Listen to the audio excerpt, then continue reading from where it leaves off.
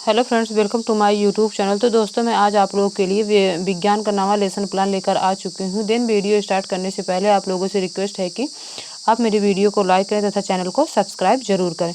तो दोस्तों, मैं आप लोगों को इससे पहले 8 लेसन प्लान दे चुकी हूँ। आशा करती हूँ कि आप लोगों को मेरी वीडियो अच्छी लगी होगी और आप लोगों ने उस लेसन प्लान को बनाया होगा। तो आज का देखते हैं हमारा प्रकरण क्या है और सब सारी प्रोसेस कैसे हैं। तो सबसे पहले हम अपने विद्यालय का नाम देखेंगे। जिस विद्यालय में हम पढ़ाने जाएंगे, अपना टीचिंग कार्य स्टार्ट करेंगे, उसका नाम लिखेंगे। उसके बाद 6 कॉलम बनाएंगे। अपना दिनांक, सॉरी मैं अपना डेट तो नहीं डाली हूँ, लेकिन आप अपना जिस दिन अपना टीचिंग करिएगा उसका डेट डाल लीजिएगा। तो सबसे पहले हमारा डेट हो जाएगा, दूसरा हो जाएगा कक्षा, विषय, उप विषय, कालांश, अवधि। 6 कॉलम हम इसको बना लेंगे। उसके बाद हमारा प्रकरण, आज का प्रकरण हम लिए हैं अपना परमाणु संरचना। ये केमिस्ट्री का टॉपिक बन जाता है, एटॉमिक स्ट्रक्चर।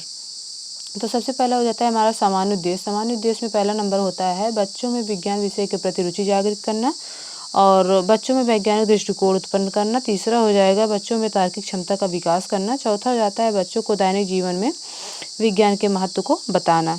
पांचवा हो जाता है बच्चों को पदार्थ में मूल कणों से परिचित कराना। उसके बाद आता है हमारा विशिष्ट उद्देश्य। विशिष्ट उद्देश्य में हमारा होगा नंबर 1 होगा बच्चे परमाणु के विषय की जानकारी प्राप्त करेंगे। दूसरा, बच्चे परमाणु में मूल कणों की जानकारी प्राप्त करेंगे। तीसरा हो जाता है बच्चे परमाणु की संरचना को समझ पाएंगे। उसके बाद आता है हमारा टॉपिक शिक्षण विधि। अगला हेडिंग हो जाता है प्रश्नोत्तर विधि। शिक्षण विधि में होगा हमारा प्रश्नोत्तर विधि, व्याख्यान विधि तथा स्पष्टीकरण विधि। उसके बाद आता है हमारा सामान्य सहायक सामग्री क्या क्या लगती है। परमाणु के मूल कणों के लक्षण का चार्ट तथा अन्य कक्षा उपयोगी उपकरण। उसके बाद पूर्व ज्ञान में हम लिखेंगे बच्चे परमाणु तथा अणु के सामान्य जानकारी रखते हैं। आ जाता है हमारा प्रस्तावना। प्रस्तावना में हम लिखेंगे अपना 3 कॉलम बनाएंगे प्रस्तावना में। सबसे पहला कॉलम हो जाएगा हमारा क्रम संख्या। दूसरा हो जाता है छात्र अध्यापकीय क्रिया, छात्र प्रतिक्रिया। तीसरा हो जाता है, सबसे पहला क्वेश्चन करेंगे ब्लैक बोर्ड पर किससे लिखा जाता है। तो बच्चे बोलेंगे चॉक से। चॉक का सूक्ष्मतम कण क्या कहलाता है। बच्चे बोलेंगे अणु। अणु किससे बनता है। बच्चे बोलेंगे परमाणुओं से। परमाणु किससे कहते हैं, तो बच्चे मौन हो जाएंगे। फिर हम कथन में लिखेंगे अपना कथन उद्देश्य कि आज हम लोग परमाणु संरचना के बारे में विस्तृत अध्ययन करेंगे।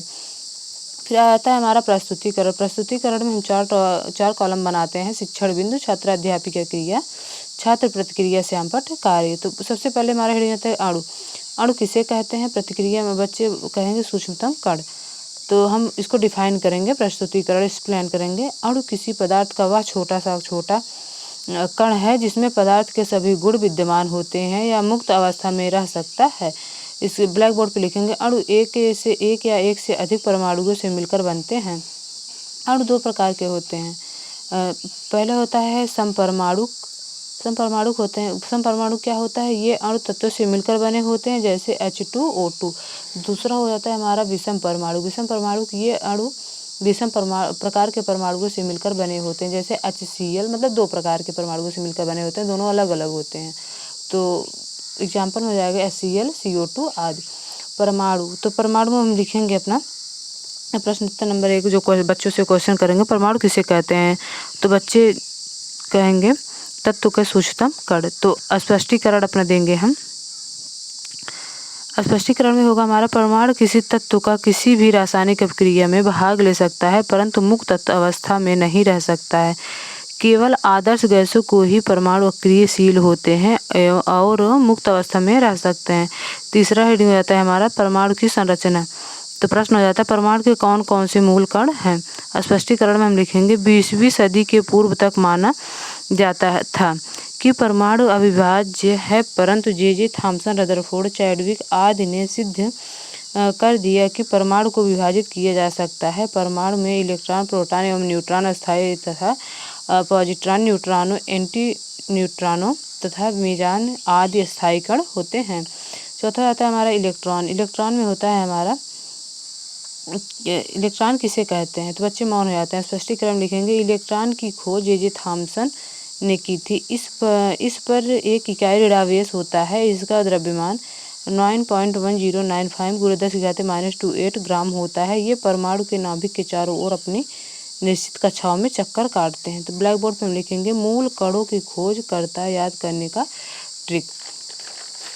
इसके आगे हमारा हो जाएगा हाँ, प्रोटॉन। प्रोटॉन किसे कहते हैं बच्चे मौन हो जाएंगे। फिर उसके हो जाता है हमारा, इसकी खोज रदरफोर्ड ने की थी। इस पर एक इकाई धन आवेश होता है। इसका द्रव्यमान 1.6726 इंटू 10⁻24 ग्राम होता है। यह परमाणु के नाभिक में न्यूट्रॉन के साथ पाया जाता है। इसका संकेत पी से होता है। तो हम इसके खोजकर्ता का नाम ज्ञात करने के लिए हम एक फार्मूला लगाए हैं, ईटा पर नाचे। ईटा पर नाचे का हो जाता है ईट पर नाच, इसका हो जाता है। इलेक्ट्रॉन का हो जाता है थॉम्सन, और प्रोटॉन का होता है रदरफोर्ड, न्यूट्रॉन का होता है चैडविक।